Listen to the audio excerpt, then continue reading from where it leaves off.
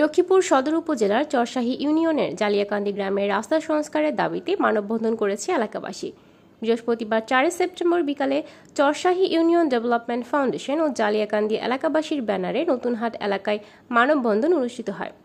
মানববন্ধনে বক্তব্য রাখেন খলিফারহাট ফাজিল ডিগ্রি মাদ্রাসার অধ্যক্ষ মাওলানা নাজমুল ইসলাম শামীম, চরশাহী ইউনিয়ন জামায়াতের আমির আবু বকর সিদ্দিক, ছাত্রনেতা সোহেব হোসেন, পুকুরদিয়া উচ্চ বিদ্যালয়ের সহকারী শিক্ষক নুরুল আমিন, স্থানীয় বাসিন্দা জাহিদুল ইসলাম, আব্দুর রহমান প্রমুখ।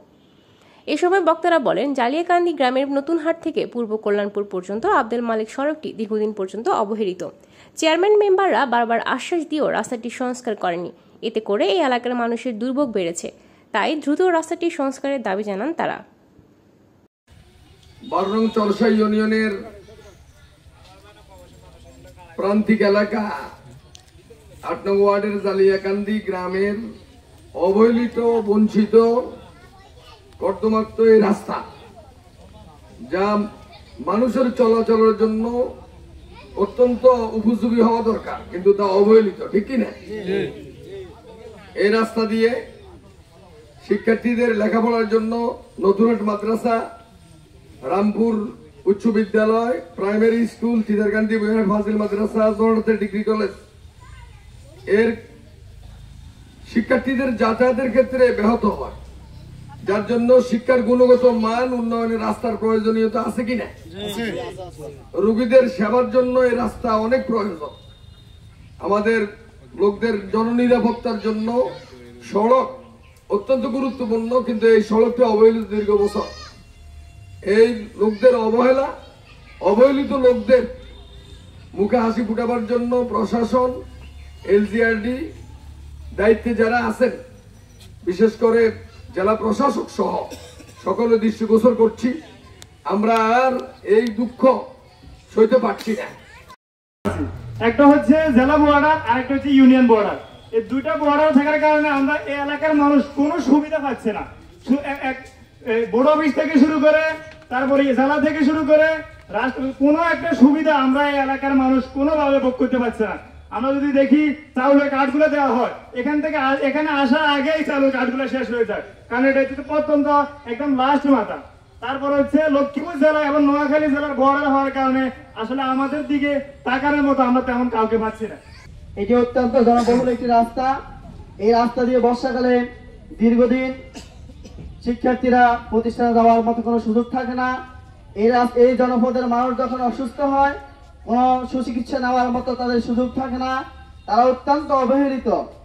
চরশাহী আমরা অনেক উন্নয়ন দেখেছি, কিন্তু আমাদের চরশাহীর আজকের এই শেষ প্রান্ত, লক্ষ্মীপুর জেলার শেষ প্রান্ত সীমা জালিয়াকান্দির আজকের আব্দুল মালিক সড়ক, আমরা সরকারের যারা বর্তমান দায়িত্বরত রয়েছেন তাদের দৃষ্টি আকর্ষণ করব, প্রশাসনের প্রতি, সরকারের প্রতি দৃষ্টি আকর্ষণ করতে চাই। বিশেষ করে আমাদের চরশাহী ইউনিয়নের রাজনৈতিক সামাজিক নেতৃবৃন্দ যারা রয়েছেন, আমাদের যাদের বাড়ি চরশাহীর নুরুল্লাহপুর বা চিদারকান্দি বা হচ্ছে চরশাহী গ্রামে, আমরা দেখতে পাই যে আমাদের রাস্তাঘাটগুলো অত্যন্ত সুন্দর এবং পাকা করা হয়েছে, কিন্তু উন্নয়নের আমরা একটা বৈষম্য দেখতে পাই যে চরশাহী ইউনিয়নের 8 নং ওয়ার্ড প্রত্যন্ত একটি গ্রাম জালিয়াকান্দি, সেখানে আমরা দেখি যে এখনো রাস্তার খুবই বেহাল অবস্থা। এখানে মনে হয় দেখার কেউ নেই। তো আমরা বিগত যারা দায়িত্বশীল পর্যায়ে ছিলেন, আমরা তাদের প্রতি দোষারোপ না করে আগামীতে যাতে আমরা এই রাস্তাটা ফাঁকা করতে পারি, আগামী দিনে যারা রাজনৈতিক নেতৃত্বে আসবেন, চেয়ারম্যান মেম্বার হবেন এবং যারা বিভিন্ন পদপ্রার্থী হবেন, তারা তাদের নির্বাচনী যে ইশতেহার,